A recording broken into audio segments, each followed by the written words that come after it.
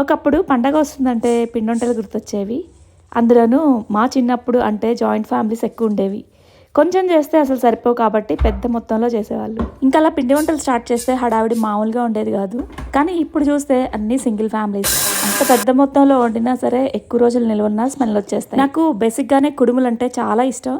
ఈ మధ్య ఎక్కువ చేసుకుంటూ ఉన్నాను. కుడుములు అంటే రైస్ ఫ్లోర్తో చేస్తూ ఉంటాం కదా, అందుకని ప్రతిసారి అదే బోర్ కొట్టేసి అందుకని ఈసారి సజ్జలతో ప్లాన్ చేస్తున్నా. ఈ సజ్జల్ని పూర్తిగా 1.5 డే అయితే నీళ్ళలో నానబెట్టేసి నీట్గా వాష్ చేసుకొని ఆ తడంతా పోవడానికి ఫస్ట్ అయితే ఒక పొడి గుడ్డ మీద ఆరబెట్టేసుకున్నాను ఒక 2 minutes. తర్వాత మిక్సీకి వేసుకున్నా. నేను చాలా కొంచెం క్వాంటిటీతో చేస్తున్నా.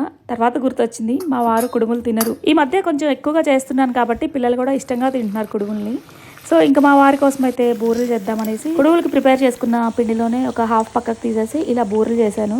ఫస్ట్ టైం చేశా, చాలా చక్కగా వచ్చాయి. అసలు ఆయిల్ పేలవలేదు. ఫస్ట్ 2 అయితే పొంగలేదు. ఇదేంటబ్బా పొంగలేదు అనుకున్నా. తర్వాత కొంచెం పల్చగా చేయడం స్టార్ట్ చేశాను అనమాట. అలా చేసిన తర్వాత మంచిగా పొంగాయి. అప్పుడు అనిపించింది బూరెలు చేయడం ఇంత ఈజీనా అనేసి.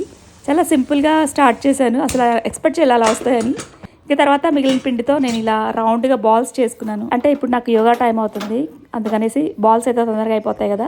కుడుముల బదులు ఉండ్రాళ్ళు ఏదైతేమి సేమ్ పిండి, కాకపోతే షేప్స్ వేరే ఉన్నాయి అంతే.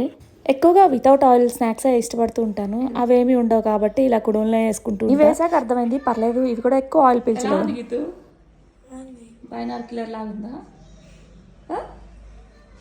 ఇది చేసేటప్పుడు కొంచెం జాగ్రత్త, ఎందుకంటే తడిపిండి కాబట్టి కొంచెం హాట్ వాటర్ సరిపోతుంది అనమాట. మొత్తానికి 2 to 3 spoons వాటర్తోనే సరిపోయింది బెల్లం యాడ్ చేసేసరికి, లేదంటే ఎక్కువ లూజ్ వచ్చేస్తుంది. సో యోగా టైం అవుతుంది. 6 to 7 బ్యాచ్కి అటెండ్ అవుతున్నాను ఈవినింగ్ టైం.